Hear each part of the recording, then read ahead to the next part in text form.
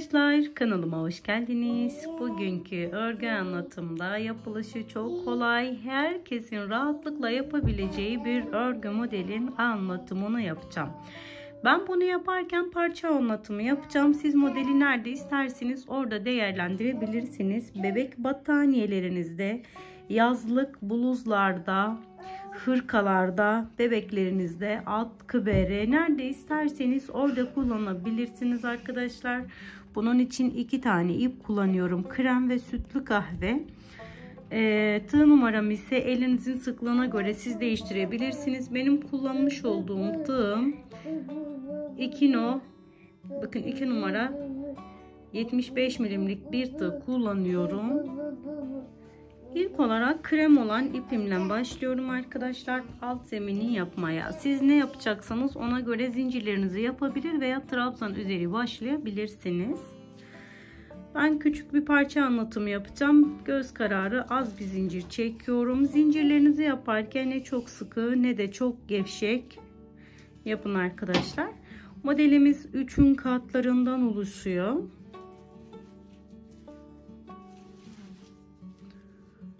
Bu kadar yeterli, fazla bile. Siz bebek battaniyesi yapacaksanız eğer 1 metre zincirinizi çekip fazla gelen zincirlerinizi daha sonra kesebilirsiniz. Geri dönüşümüzü yaparken 1, 2, 3, 4, 5. zincirimin içine sık iğne olarak battım. Arasına 2 zincir, başına hiç dolamıyorum. 1, 2 atlayıp 3. yuvaya tekrardan sık iğne yaptım. Arasına 2 zincir yapıyorum. Ben elimi bol tutuyorum. Siz de elinizi bol tutun ki örgünüz sıkı olmasın. 2 zincir atlayıp 3. yuvaya sık iğne yaptım. 2 zincir atlayıp 3. yuvaya sık iğne yaptım. 2 zincir yaptım. Aşağıda 2 atlayıp 3. yuvaya sık iğne yaptım. 2 atlayıp 3. yuvaya sık iğne yaptım. Böylece sıramın sonuna kadar geldim arkadaşlar. İkinci rengimi koparıyorum. İkinci rengime geçiyorum ama ipimi buradan koparmadan devam edeceğim. Öncelikle bu şekilde bunu sıkılaştırdım. 1, örgümü çevirdim. 2, 3 tane zincir yaptım. Sıkılaştırmayla beraber 4 tane oluyor. Bu bizim kenar trabzanımız oldu. Hemen 1. yuvaya batıyorum. 1. yuvanın içerisine 3 tane ikili trabzan yapıyorum. 1, 2, 3. İpimi de aradan yürütüyorum. Aşağıdaki ipimi aradan yürütüyorum. Sıradaki yuvaya geliyorum. Tekrar 3 tane ikili trabzan yapıyorum. Her bir kutu içerisine 3 tane trabzan yapıyorum ben. Aralarında ise hiç zincir çekmiyorum.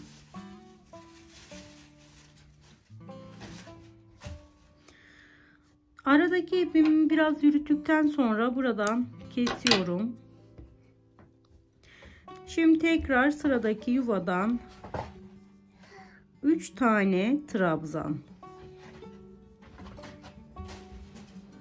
Sıradaki yuvadan 3 tane trabzan. Son yuvaya geldim. Son yuvanın içerisinde öncelikle 3 tane trabzan yaptım. Başına sardım. Burada geri dönüş yaptığım zincirim vardı. Zincirin içine batıyorum. Bir tane de kenar trabzanımı yaptım. Girişte zincirle beraber 4, çıkışta zincirle trabzanla beraber 4 tane oldu. Onlar bizim kenar ilmeklerimiz. Aralarındaysa 3'er tane yaptım. Örgümü çevirdim. İpimizi koparmıyoruz. Hemen şurada boşluğumuz vardı. Bu şekilde ipimi yukarıya çekip örgümü çevirdim. 1, 2, 3, 4 tane zincirimi yaptım. Başına doladım. 3 tane trabzan atlıyorum. Hemen şu ara boşluğa, 4. ve 3.'nün ara boşluğuna batıyorum. Bir tane ikili trabzan yaptım. Trabzanımın boyunun normal trabzanlara göre biraz daha uzattım. Arasına bir zincir yaptım. Zincirlerimi bol tutuyorum ben. Başına sardım. Geri dönüş yapıyorum. Zincir ve trabzan ara boşluğuna batıyorum. Buraya bir tane çapraz oluşturdum. Başına sarıyorum. Hemen bir ilerideki ara boşluğa batıyorum. Bir tane ikili trabzan yaptım. Arasına bir zincir, başına sardım. Atlamış olduğum yuvamız var burada. Yani atladım değil de 2 defa kullanıyorum burayı. Tekrar bir tane ikili trabzan yaptım. Bir ilerideki yuvaya batıyorum. Bir tane ikili trabzan, arasına bir zincir. Tekrar geri dönüş yapıyorum diğer yuvaya. Bir tane çaprazımı oluşturdum. Modelimiz bu şekilde arkadaşlar, sürekli kendini tekrar eden bir model. O yüzden ilk defa bile örgü örüyorsanız hiç zorlanmadan rahat bir şekilde örebilirsiniz. En sona geldiğimde kenar, bakın yine burada 3 tane trabzanım var. Ara boşluğa, son ara boşluğa batıyorum. Buradaki kenar trabzanımı yaptım. Bir zincir, geri dönüş yaptım, tekrardan yaptım. Başına doladım. Burada ipimi koparmadan bırakmıştım. İpimin içine battım. Bir tane trabzan yaptım ve burayı sıkılaştırdım. İkinci sıramızı bu şekilde yaptık. Şimdi birinci sıranın tekrarını yapacağız. Yani kahverengi ipimin tekrarını yapacağım. Öncelikle ipimi yukarıya çekerek sıkılaştırdım. 1, 2, 3, 4 tane kenar zincirimi yaptım. Örgümü çevirdim.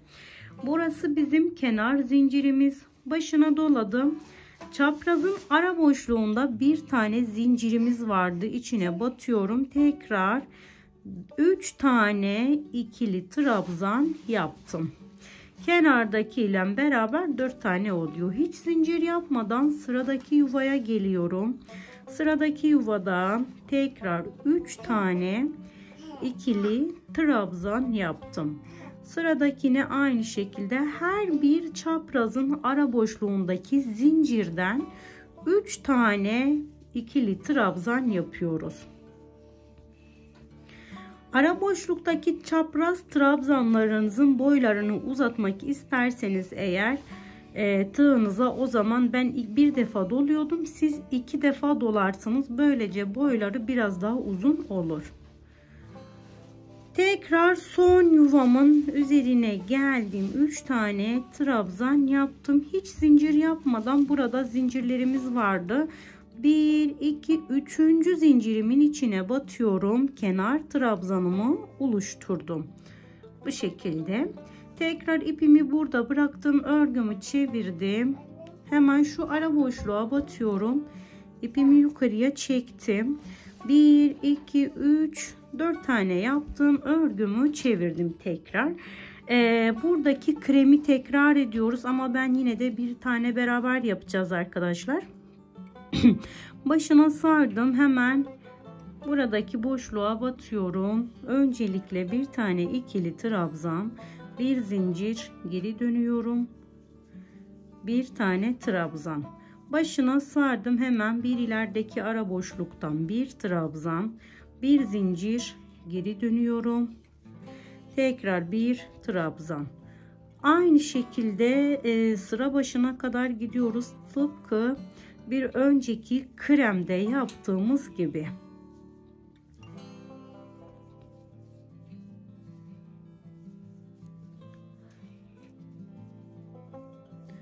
Bu modeli isterseniz tığ işi patiklerde de kullanabilirsiniz. Çok güzel ve kullanışlı olur.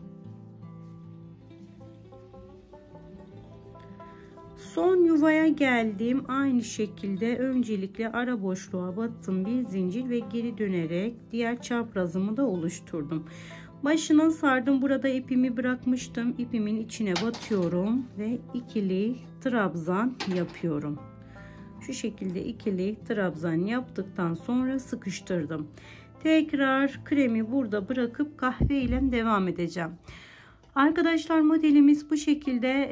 Ben şimdi büyük bir parça üzerinde hemen yapıp geliyorum ki modeli sizde daha net görün diye. Böyle küçük parça halinde olduğu için çok da belirgin değil arkadaşlar. Hanımlar, ben modelimi bu şekilde biraz daha büyük bir parça üzerinde yapıp geldim. Bu şekilde bitmiş hali bebek battaniyesinde yaparsanız eğer yazlık olarak ya da mevsimlik kullanmak isterseniz altına kesinlikle hiçbir şey dikmenize gerek yok. Ama kışlık yapmak isterseniz krem veya sütlü kahve renginde astar dikebilirsiniz. Gerçekten de çok güzel, çok harika oluyor. İnce ip kullandığınızda ise kendinize yazlık bluzlar yapabilirsiniz. Bu model çok güzel oluyor. İpe göre model şekli değişebiliyor. Önü arkası da çok belli değil. Her iki tarafı da kullanabiliriz. Çünkü giderken de dönerken de iplerimizin yerleri sürekli değiştiği için modelimiz bu şekilde çift taraflı oldu. Videomun sonuna geldim. Umarım sizler için faydalı bir anlatım olmuştur. Bu aşamaya kadar izlediğiniz için çok teşekkür ediyorum. Başka bir videoda görüşmek dileğiyle şimdilik hoşça kalın, sağlıkla kalın.